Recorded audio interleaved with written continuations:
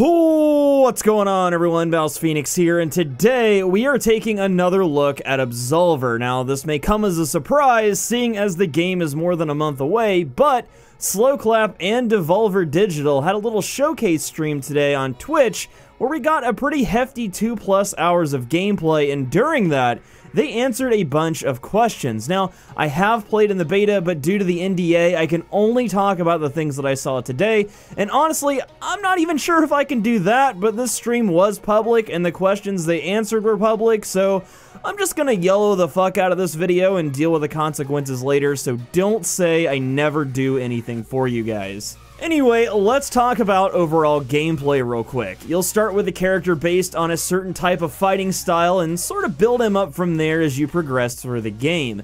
As you move through the world, you'll learn new moves for your character and gain gear that changes your stats and the look of your character.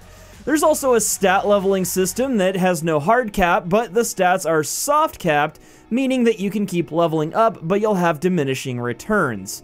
Moving on though, new moves will be customized via the combat deck, where you organize the flow of your combos. One move changes into another move and so on, and on release, the game is shipping with 180 different moves, and as someone was kind enough to do the math, that gives us over 8,600 potential combos, so it'll be interesting to see if there's a kind of meta that emerges from this.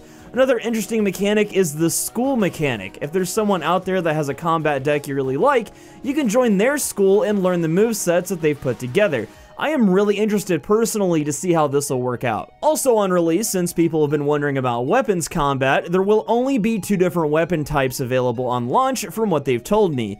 We'll have the glaive, which is kind of like a combat gauntlet, and then the sword, and those two will have different variations both cosmetically and stat-wise. Now, I know some people might be a little disappointed to hear that, but I think they're going for more of an emphasis on hand-to-hand combat with this game.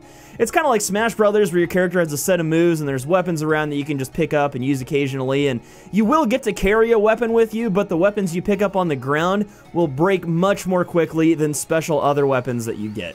I'm still not 100% sure how this is going to work, but this is just what I've garnered from watching the dev stream. Now, as for PvE content, there is a single-player storyline being launched with the game, and from what the devs have said, it's about 7 or so hours of content. Post-launch, they're planning on adding dungeons and other in-game PvE content to sort of fill out the game for people that aren't interested in playing just PvP. One other awesome thing to note is that there is an offline mode for Absolver, meaning that if you can't for some reason renew your PS Plus membership on PS4, or you don't have a stable internet connection, you'll still be able to experience some portions of the game. But the real endgame for Absolver, though, at least from what the devs are saying, is high-level PvP.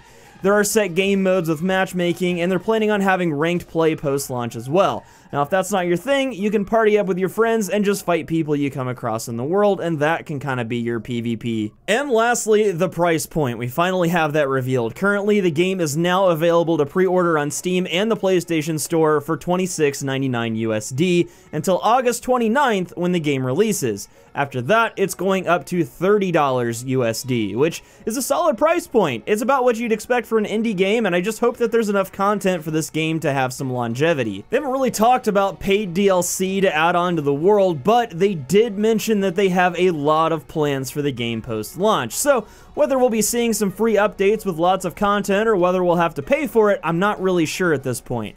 But honestly, at $30 for the base game, I'd be really surprised if the content moving forward wasn't paid DLC. And honestly, with the base game only being $30, I at least wouldn't mind that. They've got to keep the lights on somehow to keep providing content, and from what I've seen and from what the devs have said, there aren't microtransactions in the game. So needless to say, it'll be interesting to see how this game evolves moving forward. Now, I do know from personal experience, playing other Devolver Digital games like Shadow Warrior 2, they do tend to add on a lot of content for free. So it's anyone's guess at this point. We'll just have to see how it all plays out. But that is really everything I thought was worth noting about Absolver that I learned today so far. As I get any other news, I'll make sure to update you guys as we look forward to the August 29th release date. But that being said, if you have additional questions, let me know in the comments section and I'll work on answering them. Or if you want a more direct answer and you want to talk to me personally, join my Discord by using the link in the description below. I'm usually around to answer questions and talk to you guys. But if you enjoyed this video or found it helpful, don't forget to leave a like down below and get subscribed if you're new here. There is a lot of great stuff coming up here in the next few months gaming-wise, and I'll be taking a look at different things here and there, and you don't want to miss it. Until next time, though, I'm BouseFeenux. I'll see you at the next one, and as always, thank you so much for watching.